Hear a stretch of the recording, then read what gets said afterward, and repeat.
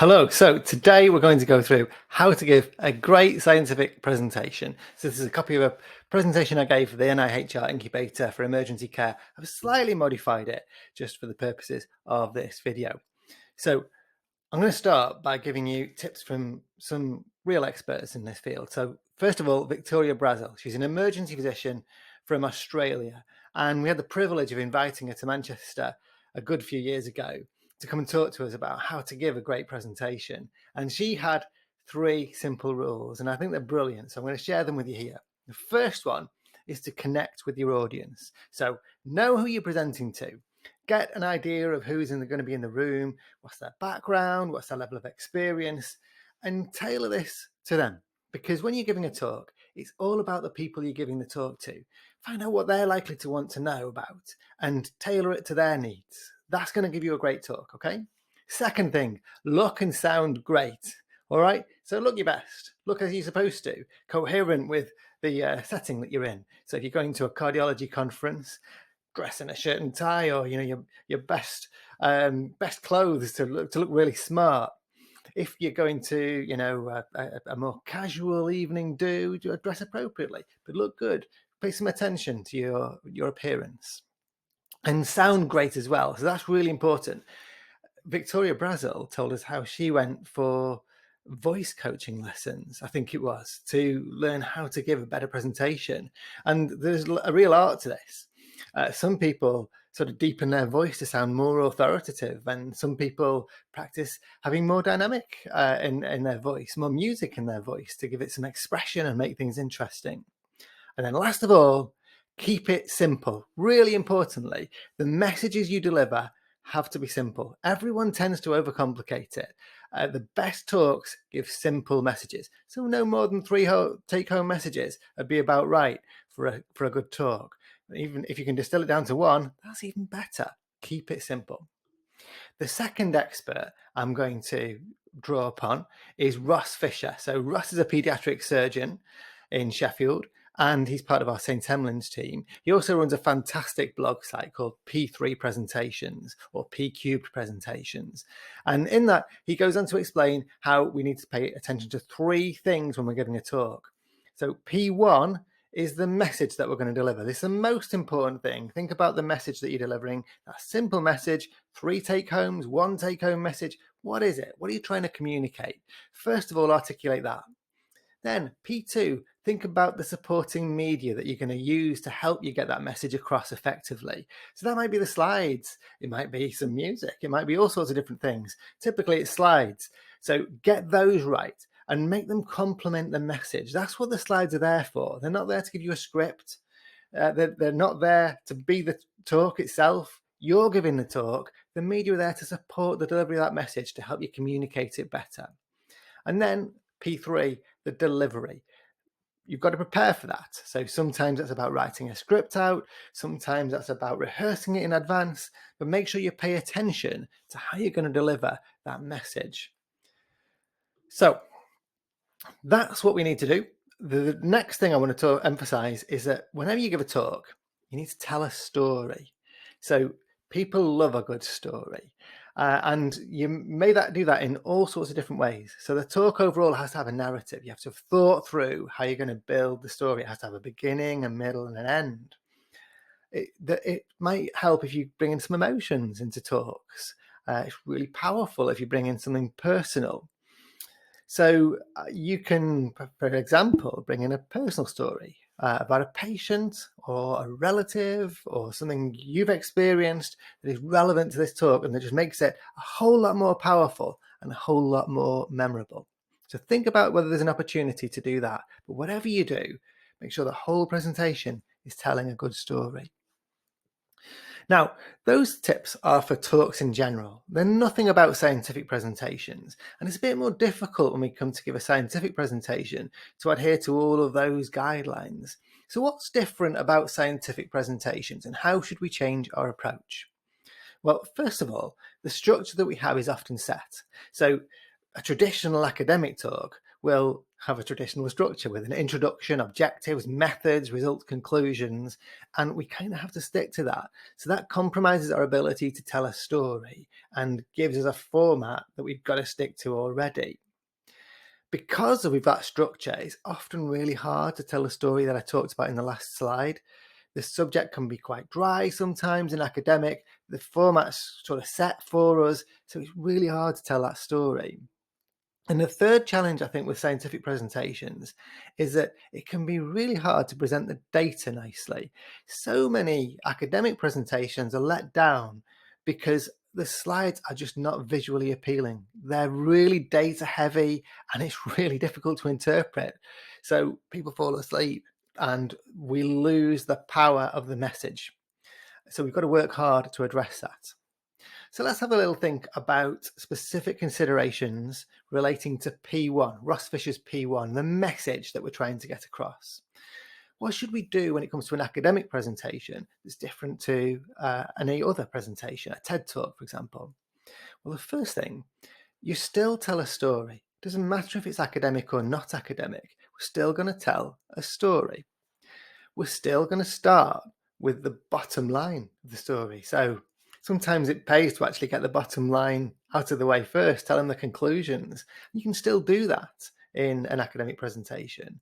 You still need to connect with the audience and you still need to keep it simple. So the rules are pretty much the same with regard to P1 and the message. With regard to P2, the media, we've got to think these things through. Now, I'm going to give some examples later in this talk of how we can do these things, but we need to think about the theme. So the theme is, for example, the overall feel of the presentation. Is this going to be really professional? Is it going to be kind of jokey? Are we going to have it looking informal? It's that kind of thing that you want to set. What's the feel of the presentation? And to match that, we want a colour scheme, a colour palette, which I'll talk about in a moment. And then we want some fonts to go with it. Now, you probably only want 2 fonts, maybe only 1 font. You want to have some way of adding emphasis. So some fonts are going to be bolder and you want them to stick out, and some are a little bit lighter. And you might use 2 fonts to do that. So you might have contrasting styles. Choosing a colour palette is really important for your talk. Now, I'll go into this in a minute, but that may be set for you if you've got to use a corporate colour scheme. But if you've got flexibility, you can choose your colours, and it's really important to pay some attention to that. And there's a real art to choosing your colour palette. You can have a look online, just Google selecting the right colour palette, and it'll go through loads of different things. You can see this is a colour wheel. And on the colour wheel here, I've marked all of the red colours. And you can go for a monochromatic scheme, for example, where you select different shades of red from pastel to the bold red. And that can work well. Or it could be that you choose a complementary colour scheme where you go for opposite sides of the colour wheel and you choose your colours. And you can set that out in advance, for example, using the hash keys, the numbers that you can use for the colours to set them in advance and stick to that colour scheme. What consistent colour scheme throughout is always helpful. And that can really emphasise your message. Then we've got to think about presenting data. So I mentioned the challenges that we've got with that. So how do you make sure you present data effectively? Well, first of all, identify the key messages that you're trying to communicate from this data. So you don't want to necessarily present all of the data that you have.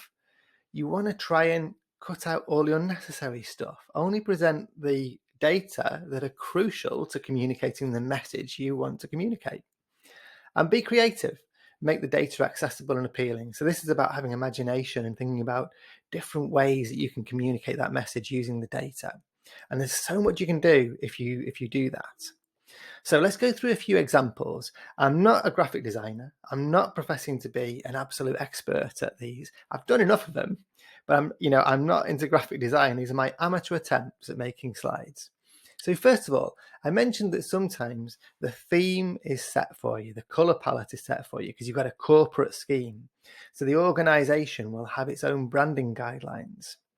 In that case, you can still be creative, but you've got to find out about those branding guidelines. Find out what the colours are. Have a read. So this is a slide that I gave for a presentation relating to the National Institute for Health and Care Research, NIHR. So what I did is I went online and I got the branding guidelines for the NIHR. I read through the branding guidelines and I can see their guidance for colour schemes. Which colours should be most prominent?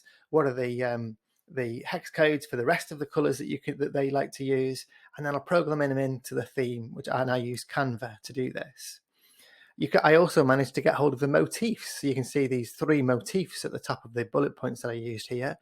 Those are already designed by the NIHR, and I use them on top of these bullet points to keep with the corporate brands, but to add a little bit of interest. So you can do that just by adhering to the organisation's branding guidelines. Here again, I've designed this by myself. I didn't use a template from the NIHR. I just used their branding guidelines for fonts and colours and produced this slide. Sometimes you don't have to adhere to organisational branding guidelines, and then you can have a lot more fun with your presentation. So this is a title slide from an invited presentation I gave at the USEM conference, European Society for Emergency Medicine conference last year. And no guidelines here, so I could do what I liked, have a moving image with a beating heart, and then entice people into the presentation. Alternatively, you can do something like this. I had a comic book theme for, in fact, I've used this one several times, where you can get really creative with your colours, be nice bold fonts, contrasting fonts, and really bold graphics to try and emphasize points. So here's another example slide from within that presentation that can just make the presentation look very, very fun and engaging. If that's the feel that you want to go for, of course, you've got to think about the story you're trying to tell, the emotions you're trying to convey, and see if that's coherent with that message. Let's talk a little bit about data and showing more graphical things, because let's say you need to summarize a guideline.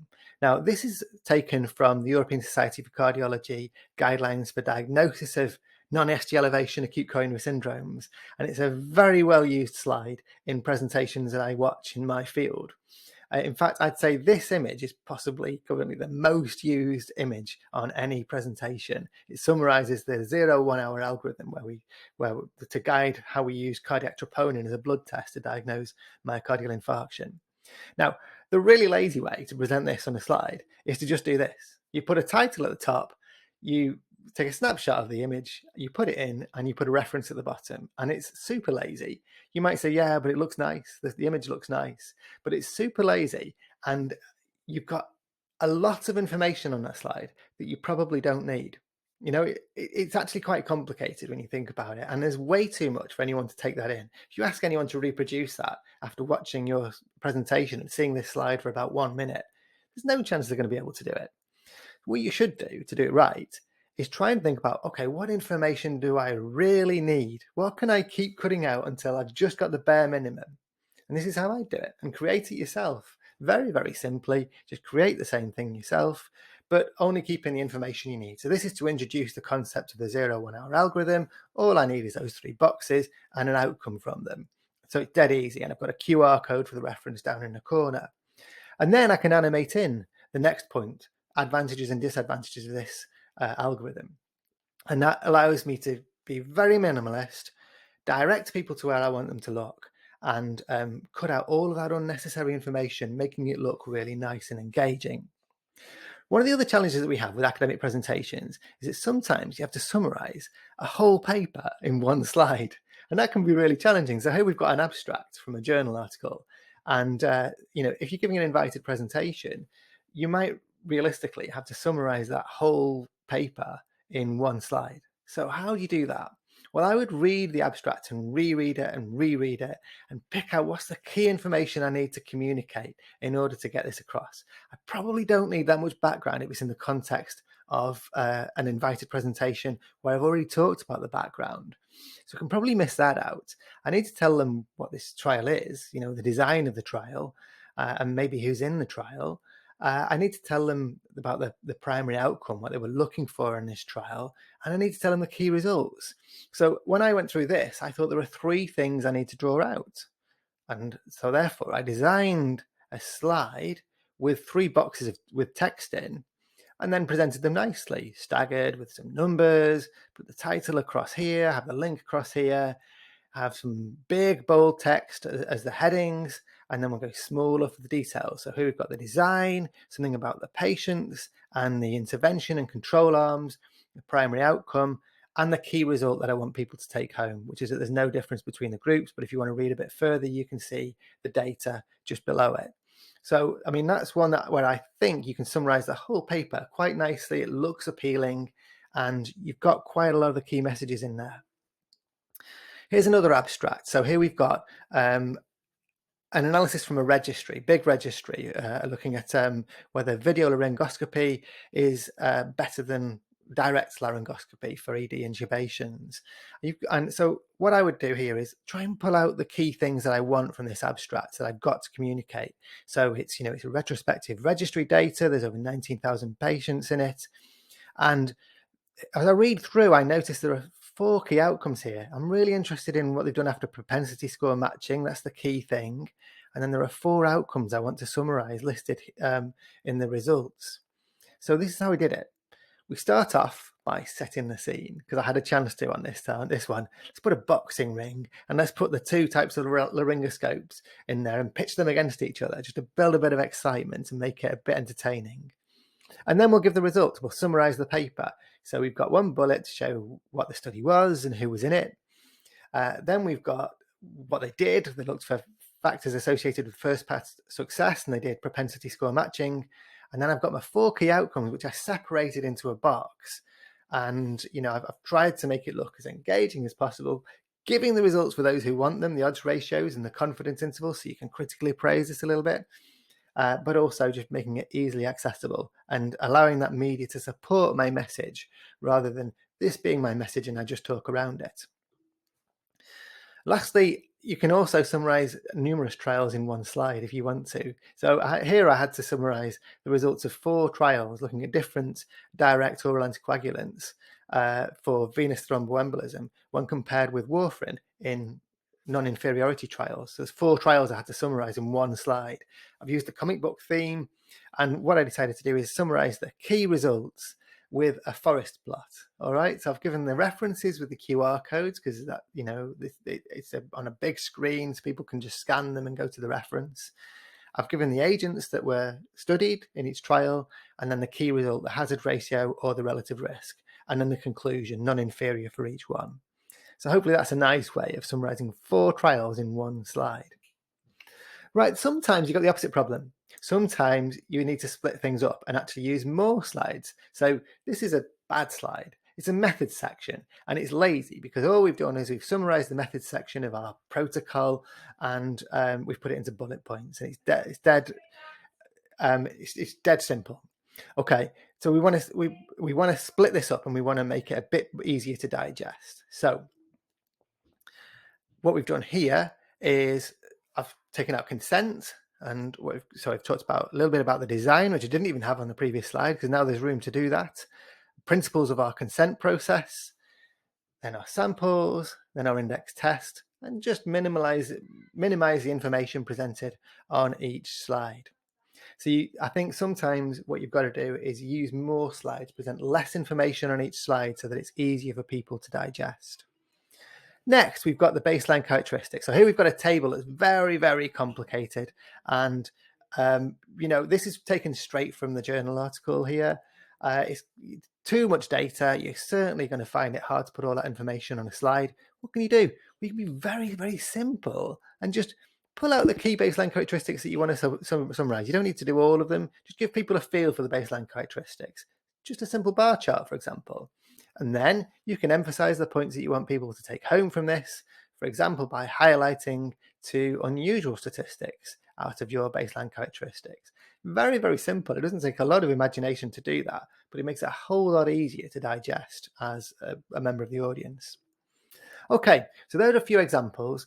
Let's think about how to create, how do we create them? What tools can you use? Well, you can clearly use PowerPoint, Keynote, and software like that. I love using Canva. And the reasons why I love using Canva are they have lots of templates. So you can choose from templates that people have already designed. And there are some fantastic options there, lovely looking, and you can just select them. Sometimes, for example, I think, right, I've got 3 things I want to put on this slide, 3 key points. So I look for a template with a similar theme to the one I want, similar feel, and I'll look for one that's got 3 key points on it. And then I'll borrow ideas from that. I might even use a template and then just play around with it to match my theme exactly. But then you get some really good imaginative ideas about how to present those 3 points. They've got loads of stock images and icons you can use. And if you join Pro, which I've done, there are loads of great features like making the background of an image transparent, which really help you. Also, on Canva, there are loads of tutorials. So I've not had time to go into depth on how you choose color palettes, how you choose complementary fonts, and so on. But on Canva, if you go to the Learn bar at the top of the screen, you can go to Design School, and there are loads of great tutorials to help you. Lastly, I just wanted to mention Prezi. So Prezi is pretty good for presentations. You've got to be careful because it's like a single canvas and you zoom around it. You just got to be careful not to give people motion sickness when you use it, but you can make beautiful presentations. And with Prezi Video, you can create really nice videos for things like YouTube, where you bring in, the graphics just like on this screen here, which can look really slick and professional. So that's a good one for online presentations. Formatting tips. So let's say you produce your presentation in Canva, you'll need to download it, and you'll usually need to put it into PowerPoint to present. So if you need to do that, you can download it as a PowerPoint file, that's fine, and it may work, but check the formatting because often it goes wrong. Sometimes it's better to download all of the slides individually as PNG files and then drag them across into the slides. You can't edit them after you've done that, but you can be sure about the formatting. Lastly, delivery. So script. Let's just talk about script for a second. If you're a novice, I think it really helps to have a script and talk to the script. Stops you waffling, and it sort of it can just be there to sort of keep you on track and to know where you're going to. Once you're more experienced, you probably don't need a script, but you still need to remember some key things. So things like transition points, remember the nature of the story that you're going to tell. So by transition points, I mean, how am I going to change from this slide to the next one? How do I link them naturally? Rehearse it, always rehearse. The more experience you get, probably the less you need to rehearse, but it's always good to make sure your timings are good. You can critically appraise yourself, you can film yourself, make sure your mannerisms are all right, make sure your voice sounds reasonable, and you'll get better each time. And if you do record it, of course, you can pick up on those bad mannerisms that everybody has, and you can cut them out and get better over time. So let's finish with 2 things. First of all, Ross Fisher's message, P3. Remember, P1 is the message. That's the most important thing. P2 is the supporting media to help you communicate that message. And P3 is your delivery. Pay attention to each of those when you're preparing a presentation. And then lastly, let's finish with Vic Brazel's sage advice. Connect with your audience, look and sound great, keep it simple. It's just the same for scientific presentations as for any other talk. Take care.